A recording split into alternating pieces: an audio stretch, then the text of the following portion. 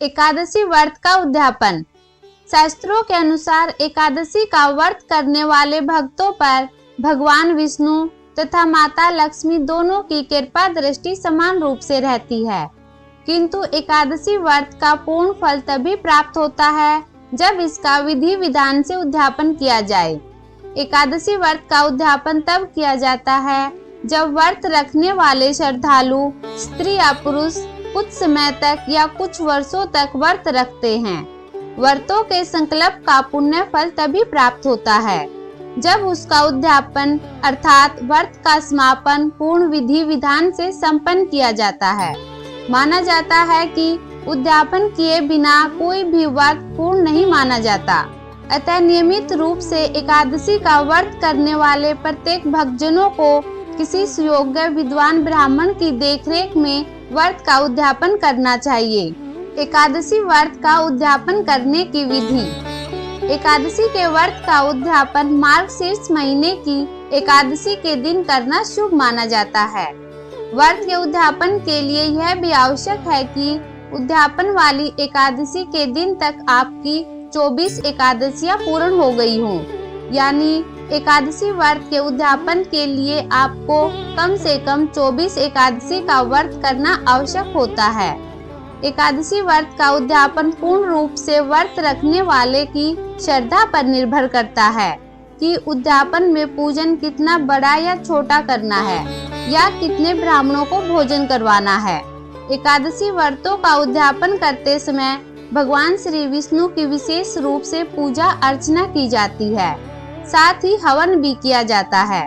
उद्यापन करने वाले व्रती को दशमी के दिन एक समय भोजन करना चाहिए तथा उद्यापन वाले शुभ दिन सुबह स्नान आदि करके स्वच्छ सफेद या पीले वस्त्र धारण करने चाहिए। पूजा स्थल को सुंदर रूप से सजाकर प्रत्येक पूजन सामग्री अपने निकट रखकर भगवान विष्णु तथा लक्ष्मी जी की आराधना करनी चाहिए। एकादशी व्रत के उद्यापन में 12 महीने की एकादशियों के लिए 12 ब्राह्मणों को पत्नी सहित आमंत्रित किया जाता है।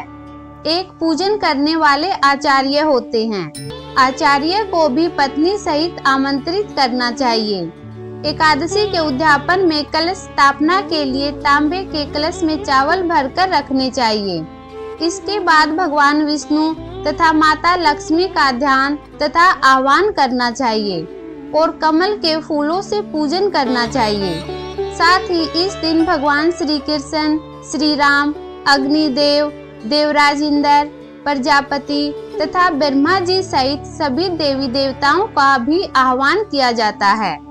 इसके पश्चात मंत्रों का उच्चारण करते हुए भगवान को सारी पूजन सामग्री अर्पित की जाती है। इसमें अनेक प्रकार के अनाजों तथा विविध फलों आदि का भी प्रयोग करना चाहिए। लेकिन भगवान की पूजा, आराधना तथा हवन में कौन कौन सी वस्तुओं का तथा कितनी कितनी मात्रा में प्रयोग किया जाए, यह पूरी तरह से उद्यापन करने वाले की श्रद्धा तथा सामर्थ्य पर निर्भर करता है।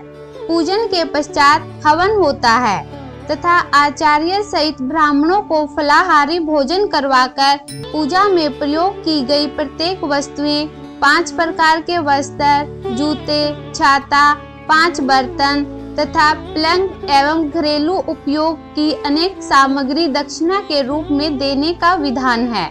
कितने ब्राह्मणों को भोजन कराया जाए तथा आचार्य एवं अन्य ब्राह्मणों को कौन कौन सी वस्तुएं दान में दी जाए, यह भी आपकी भावना तथा श्रद्धा पर निर्भर है। एकादशी व्रत के उद्यापन में ध्यान देने योग्य नियम। 24 एकादशियों का व्रत पूरा होने पर एकादशी व्रत का उद्यापन करना चाहिए। मार्गशीर्ष के महीने में इस व्रत का उद्यापन करना शुभ माना जाता है। जिस महीने में सूर्य या चंद्र ग्रहण ना हो, ऐसी एकादशी के व्रत के पश्चात ही व्रत का उद्यापन करना चाहिए। ब्राह्मणों तथा आचार्यों को वैदिक विष्णु भगवान के मंत्र का जप करना चाहिए तथा विधि पूर्वक पूजा तथा विष्णु भगवान की स्तुति करनी चाहिए। वैदिक मंत्रों से हवन करना चाहिए। उद्यापन की पूजा विधि आचार्य के द्वारा संपन्न कराई जाने के पश्चात प्रत्येक ब्राह्मण, आचार्य तथा उनकी पत्नियों को भोजन अवश्य कराना चाहिए। भोजन कराने के पश्चात सभी को अपनी सामर्थ्य के अनुसार कपड़े तथा उचित दक्षिणा देकर उनका आशीर्वाद लेना चाहिए। उद्यापन करने के पश्चात भी आप निरंतर एकादशी का व्रत कर सकते हैं। ओम नमो नारायण।